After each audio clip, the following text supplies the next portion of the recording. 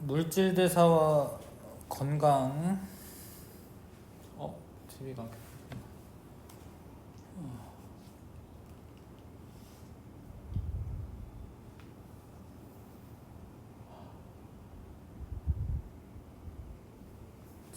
물질 대사와 건강,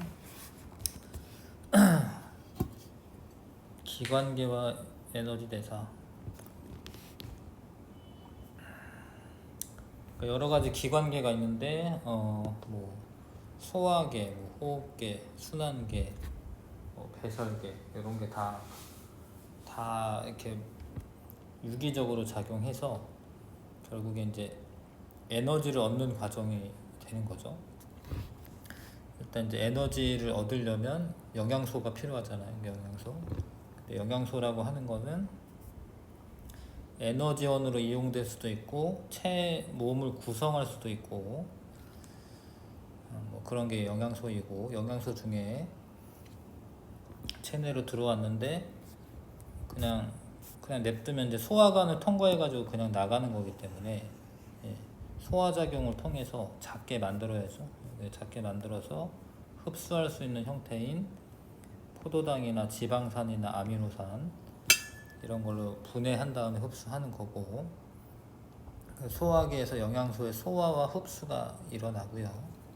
흡수된 영양소는 순환계를 통해 각각의 조직 세포로 이동을 하는 거고, 영양소는 에너지원으로 이용될 수 있는 영양소가 이제 3개가 있는데, 얘네들은 이제 뭐 3대 영양소다라고 부르죠.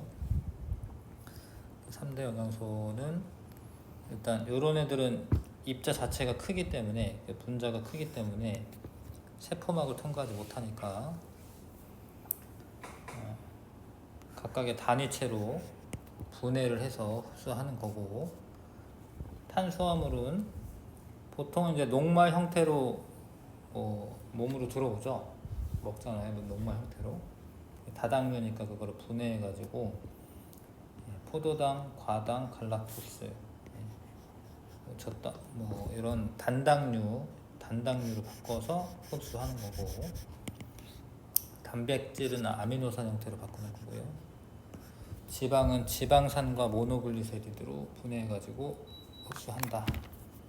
중학교 때 다 배우는 거고, 영양소의 흡수 및 운반, 최종 소화된 영양소는 소장 내 융털에 있는 모세혈관과 암주관으로 흡수가 되는데, 모세혈관은 혈액이 흐르는 거기 때문에, 혈액은 이제 물이 있는 거잖아. 물. 수용성인 영양소들이 모세혈관으로 흡수가 되는 거고, 암주관은 림프액이라고 하는 게 흘러서 약간 기름 성분이거든요. 그래서 지용성인 영양소들은 암주관으로 흡수가 되고, 암주관이 안쪽에 있는 거죠.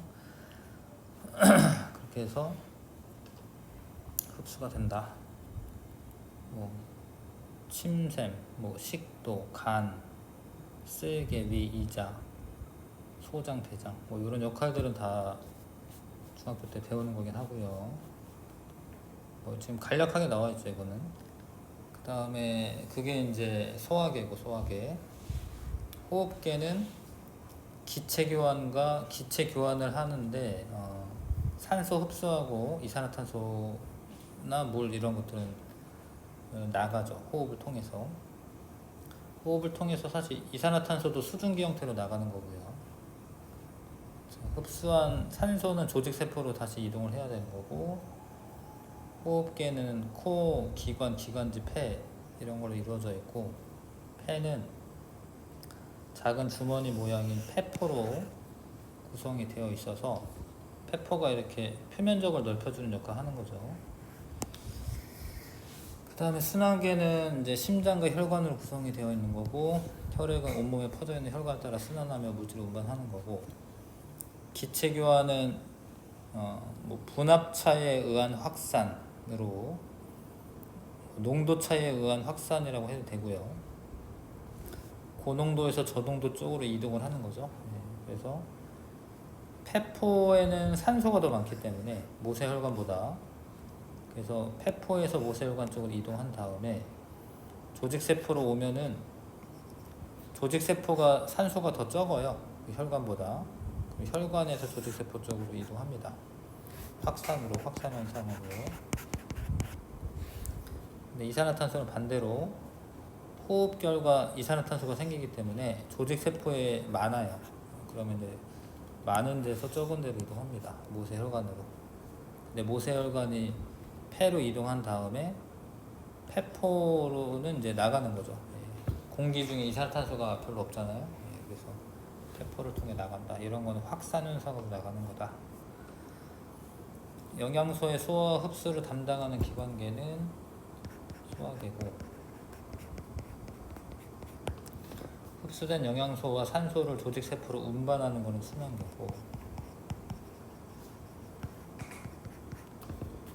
섭취한 음식물이 소화기관을 거치는 동안 녹말은 아미노산으로 아니네요. 단백질이 아미노산이죠. 틀렸고, 간, 위, 소장, 대장은 모두 소화기에 속하는 기관이다. 맞죠? 폐에서 기체교환 일어나는 것 같죠. 자, 그 다음에 그림이 옆에 있구나. 뭐 이렇게 되어 있죠. 이런 거는 중학교 때 다 배우는 거긴 하죠, 그렇죠? 뭐 혈액 순환만 다시 보면은 여기가 좌심실이죠, 그렇죠? 좌심실에서 대동맥 타고 출발합니다. 그러면 이제 요런 그림은 좀 나중에 다시 또 상세하게 나오고요. 하여튼 대동맥을 타고 나가서 뭐 이렇게 온몸에 조직세포로 이렇게 이동합니다. 이렇게. 뭐 간으로 가기도 하고 이렇게. 그래서 이 산소랑 뭐 포도당 뭐 이런 영양소를 주고 이산화탄소와 여러 가지 노폐물 뭐 이런 거를 받아와요. 그리고 가서 우심방까지 가면은 온몸 순환이 된 거고요. 우심방에서 우심실로 내려온 다음에 폐로 가는 거죠. 이제 폐로 가는 동맥, 폐동맥, 폐를 거쳐서 폐정맥을 거쳐서 좌심방까지 오면은 폐순환이 된 거고, 요거는 이제 뇌죠. 뇌로도 20% 정도는 갑니다. 혈액에. 폐에서는 이산화탄소 나가고 산소 들어오고. 소장이 연결된 부분이 있는데, 소장에서 이게 모세혈관이에요. 그러니까 모세혈관에서 흡수된 영양소들은 간을 거쳐서 심장으로 갑니다. 간을 거쳐서. 왜냐하면 포도당이 너무 많으면 간에서 저장을 해놓거든요. 글리코젠으로 바꿔서. 근데 이제 림프액에서 흡수된 거는 그냥 가요. 간을 거쳐가지 않고. 그래서 모세혈관에서 흡수된 영양소들은 간을 거쳐서 간 정맥을 따라서 심장으로 간다.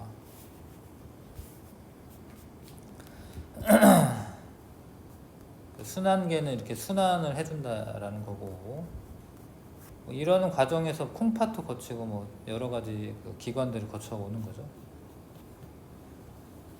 노폐물의 생성과 배설, 조직 세포에서 세포 호흡을 하면은 노폐물이 만들어지는데, 뭐 물이나 암모니아나 이런 것, 뭐 이산화탄소 이런 것도 노폐물로 치는 거죠. 결과적으로 이제 세포 호흡 결과 만들어진 생성물들. 근데 탄수화물, 지방, 단백질은 전부 다 탄소, 수소를 포함하고 있기 때문에 이산화탄소와 물이 나오고, 이산화탄소는 폐를 거쳐가지고 폐를 통해서 날숨을 통해 배출이 되는 거고, 물은 폐로도 나오고요. 숨 쉬면서도 수증기 형태로도 나오고, 콩팥을 거쳐서 오줌으로도 배설되고.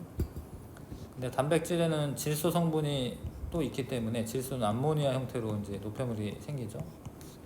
근데 암모니아는 간을 거쳐야 돼요. 일단 간을 거쳐서 요소로 바뀝니다. 간을 거쳐가면서 요소로 바뀌고 콩팥에서 요소가 걸러져서 오줌으로 배설된다.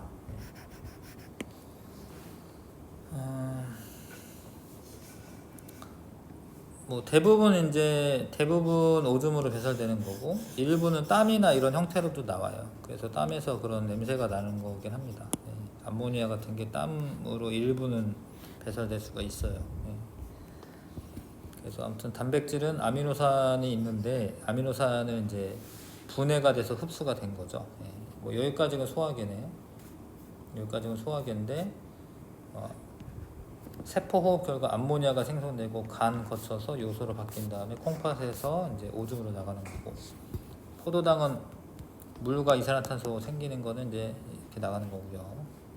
지방은 물과 이산화탄소 생기는데 마찬가지로 콩팥과 폐를 통해서 나갑니다. 이산화탄소는 폐로 운반돼서 날숨으로 배출.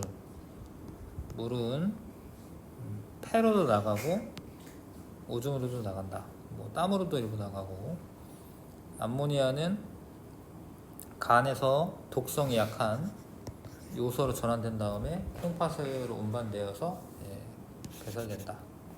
암모니아가 독성이 더 요소보다 크기 때문에 간에서 요소로 바꿉니다. 탄수화물과 지방이 세포호흡에 사용되면 이산화탄소와 물이 노폐물로 생성이 되는 거고 오줌을 통해 요소를 몸 바깥으로 배출하는 기관계는 기관계라고 되어 있죠. 배설계 써야겠네요. 그 다음에 아미노산이 세포호흡에 사용된 결과 생성된 노폐물은 암모니아가 있다. 맞죠? 간에서 요소가 생성된다. 맞죠? 요소 생성되는 거 맞고 호흡기를 통해 이산화탄소가 몸 바깥으로 배출된다. 맞죠? 넘어가고 이거는 이제 콩즙으로 어떤 실험을 하는 건데 콩즙으로 오줌 속의 요소를 분해한다고 되어 있네요. 물에 불린 콩을 믹서에 넣고 거름망을 툭 걸러서 콩즙을 만든다. 이건 그냥 실험을 하는 것 같아요. 이거 뭐 굳이 왜 하나 싶긴 한데 하여튼 콩즙에 어떤 효소가 있다. 뭐 그런 걸 알려주는 것 같긴 한데 증류수 2% 요소용의 오줌을 준비한다. 오줌에 요소가 있다라는 걸 알고 싶어서 하는 거일 수도 있겠네. 자, 그래서 실험을 합니다. 근데 BT 병액을 다 떨어뜨려 놨네요. 근데 BT 병액의 색깔 변화는 노초파로 변하죠. 노초파로. 산성일 때 노란색, 중성일 때 초록색, 염기성일 때 푸른색. 근데 암모니아가 염기성이거든요. 암모니아가 염기성입니다. 그래서 암모니아가 생성이 되면 푸른색으로 바뀐다 라는 거고 증류수는 중성이니까 초록색 그대로이고요. 요소는 약간 연두색이라고 하는 거는 요소도 뭐 따지자면 약한 염기거든요. 약한 염기. 그래서 초록색은 아니네. 노란색 쪽이네. 약한 염기 아닌가 요소가? 염기성 나타낼 텐데. 하여튼 뭐 결과적으로 이제 연두색이었다고 하네요. 오줌도 연두색이다 이거죠. 아마도 요소가 있을 거다. 뭐 이런 거 알아보려고 하는 것 같긴 한데. 하여튼 증류수랑 콩즙을 섞었을 때는 콩즙이 약간 산성이군요.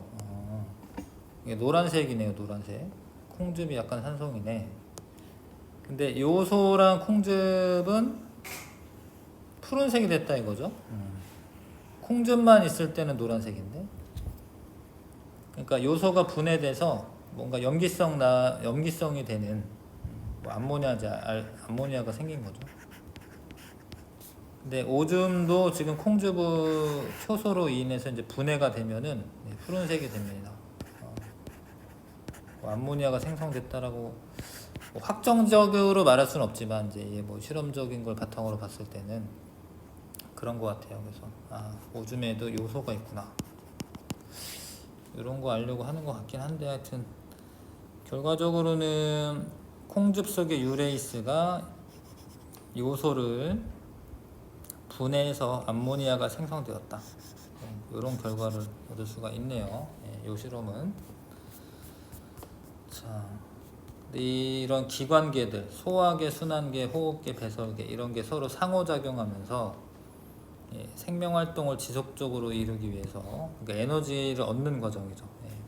그 다음에 에너지를 얻는 과정에서 생성된 우리 몸에 별로 안 좋은 뭐 노폐물들을 이제 바깥으로 내보내기도 해야 되고, 에너지를 얻기 위해서는 이제 영양소와 산소가 필요한데, 영양소는 소화계가, 호흡계에서는 산소를, 그런 건 이제 순환계가 각 세포로 순환을 시켜주고 이동시켜주고, 그때 생성된 노폐물을 배설계를 통해서 내보낸다. 이런 게 이제 통합적으로 이루어지고 있다. 그러니까 이 중에 뭐 한 군데라도 아프면 큰일 납니다. 한 군데라도 아프면, 사실 한 군데라도 아프면 거의 죽을 병이죠. 그래서 하나라도 안 아픈 게 중요한 거고. 콩즙은 요소를 분해하는 효소인 유레이스라고 하네요. 유레이스. 예전에는 우레아라고 한 것 같은데 유레이스라고 하는 효소가 있습니다. 폐는 호흡계고, 호흡만 쓰면 되네. 콩팥은 배설계고.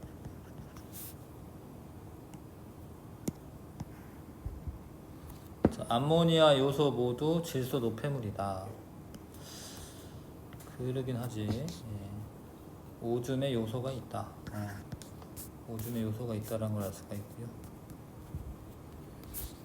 자, 그래서 이것도 다 중학교 때 배우는 겁니다. 읽어보시면 뭐 이렇게 어렵지 않은 거니까 알 수 있고.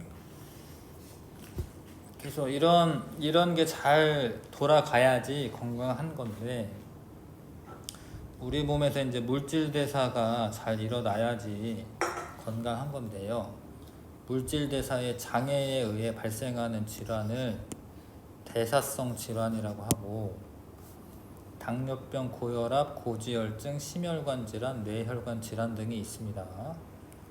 일단 당뇨병은 그 혈당량을 조절을 해서 혈액의 당의 농도가 일정하게 유지가 돼야 되는데, 유지가 안 되는 거죠. 그러니까 포도당을 뭐 글리코젠으로 바꾸고 뭐 이런 것도 물질 대사잖아요. 그런 물질 대사 과정이 원활하지 않기 때문에 당뇨병이 생기는 거고, 이건 대사성 질환이라고 할 수가 있겠지. 그래서 그거를 이제 인슐린 호르몬이 포도당을 글리코젠으로 바꾸는 그 역할을 하는데, 그게 이제 분비가 부족하거나 그러면 이제 제1형 당뇨병이에요. 이거는 이제 뭐 실질적으로 진짜로 병이고, 인슐린 적게 나오는 사람이 있는 거죠. 그러면 이제 이런 사람들 인슐린 주사를 맞아야 되는 거고, 인슐린은 나오기는 하는데 이런 경우는 사실 이제 비만인 거죠. 비만. 제2형 당뇨병인데, 비만인 경우에는 그 인슐린이 제대로 작동하지 못하는 거예요. 그래서 생기는 질병이고, 그러다 보면 이제 혈액에 포도당이 너무 많아서 오줌을 통해서 포도당이 배출됩니다. 근데 이런 질병이 이제 합병증을 유발할 수 있다라고 해요. 아무튼 혈관에 어떤 장애를 일으켜서 혈액 공급이 잘 안 되기 때문에 실명하는 경우도 있고요. 당뇨병 때문에 어떤 경우에는 이제 팔다리를 자르기도 하고, 그렇게 심각해질 수도 있습니다. 당뇨병에 의해서. 고혈압, 혈압이 정상보다 높은 만성 질환으로. 근데 혈압이 높은 이유가 혈관벽에 여러 가지 그 지질 같은 게 쌓여가지고 혈압이 높아지거든요. 그래서 심혈관계 질환과 이건 이제 심장에 있는 혈관이죠. 그럼 갑자기 심장이 멈출 수도 있고요. 뇌혈관계 질환, 혈압이 높아서 뇌에 있는 혈관이 터지기도 하고, 그러면 이제 뭐 심각해지는 거거든요. 그런 원인이 된다. 심혈관계 질환과 뇌혈관계 질환의 원인이 된다. 고혈압이. 고지혈증은, 그러니까 고지혈증 때문에 고혈압이 생길 수가 있죠.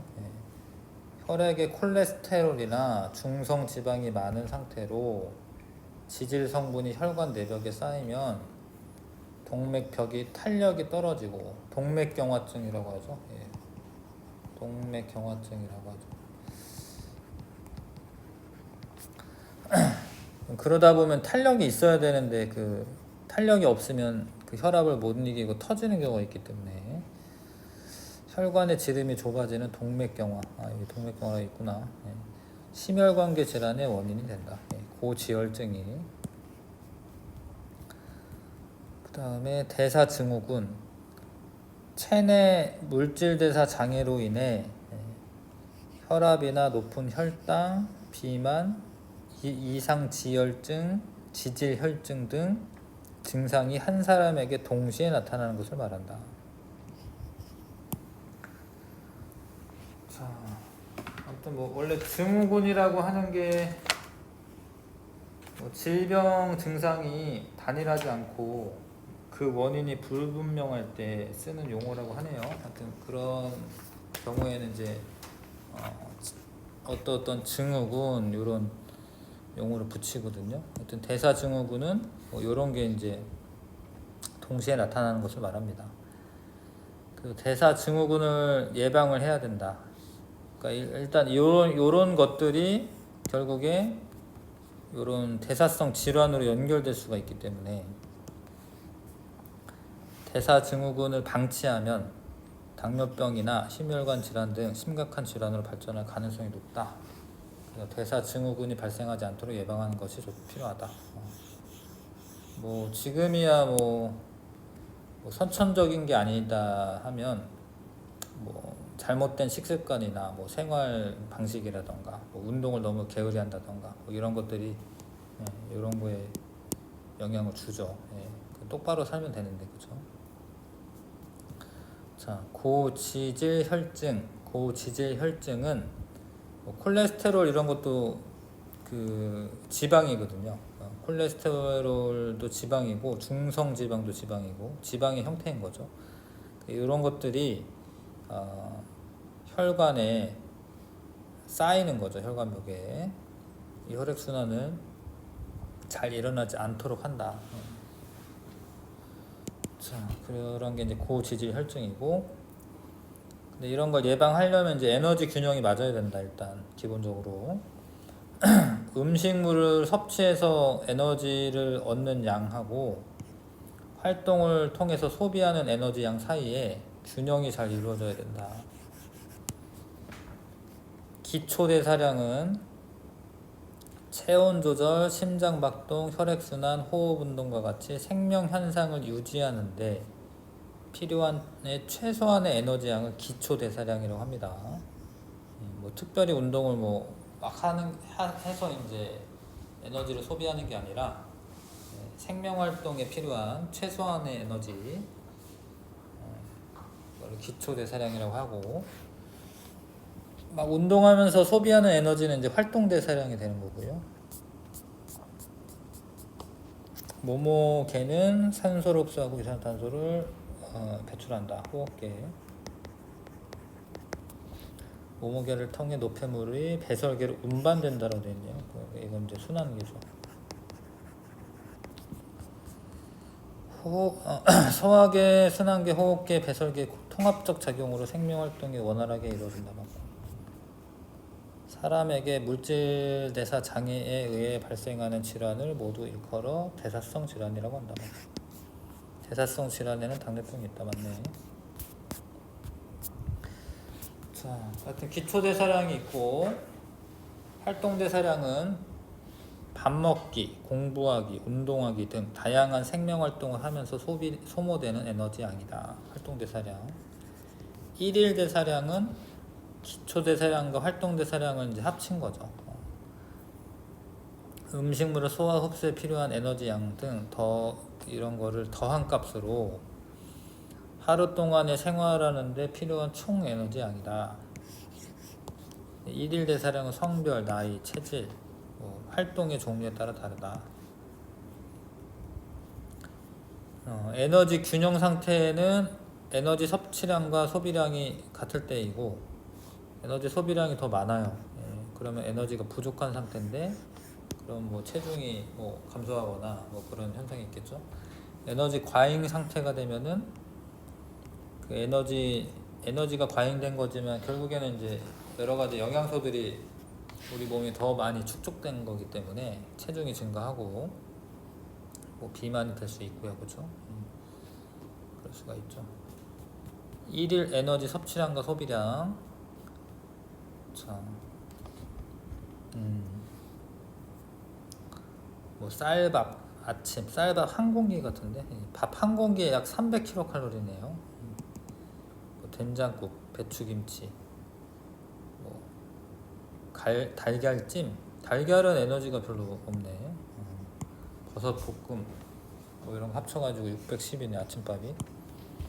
점심에 많이 먹네. 짜장면을 먹어서 그런가? 짜장면, 탕수육, 배추김치, 단무지 1170. 저녁에는 쌀밥. 그래도 쌀밥이 난 것 같네. 짜장면 이런 거보단. 미역국, 고등어 구이, 도라지 나물, 배추김치. 다 합쳐서 얼마지? 다 합치면 지금 이 사람은 이제 2700kcal를 먹었습니다. 2700kcal. 근데 활동을 했네요. 잠자기. 1시간당 킬로그램당 이렇게 되네.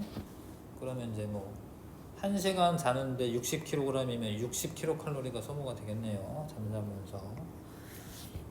축구 1시간당 8.5. 식사할 때도 이렇게 소화시키고 이러는데도 에너지를 많이 쓴다라는 거고요.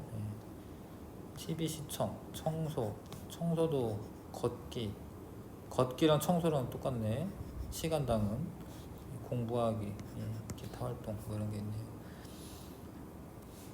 시간 있네. 시간 이런 거 다 곱해가지고 더하는 거죠 지금. 다 곱해서 더했더니 2712.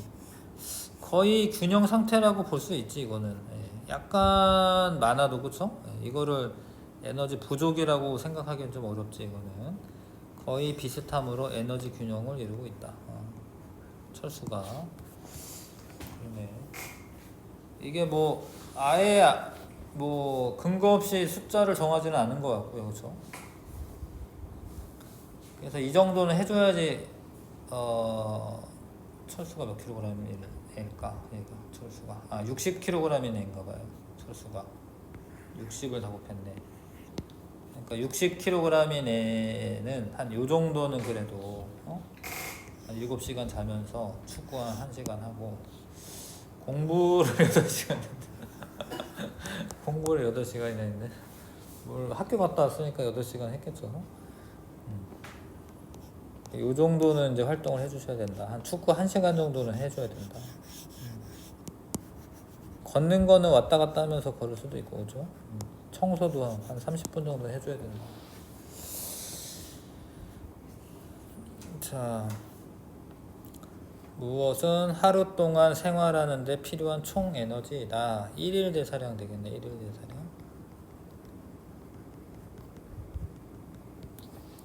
기초 대사량은 성별, 나이에 상관없이 항상 동일하다. 그런 건 아니고요. 활동 대사량은 체온 조절, 심장 박동, 호흡 활동과 같은 생명 활동에 유지하는 데 필요한 최소한의 에너지도 아니지. 그게 이제 기초 대사량이죠. 에너지 섭취량이 에너지 소비량보다 많으면 섭취량이 많기 때문에 비만이 될 수가 있겠죠. 자, 여기도 그렇게 어려운 부분은 아니고 그렇죠? 2점, 3점 같이 해도 될 것 같고 일단 2점만 해봅시다. 12문제네요. 2점 테스트만 해봅시다.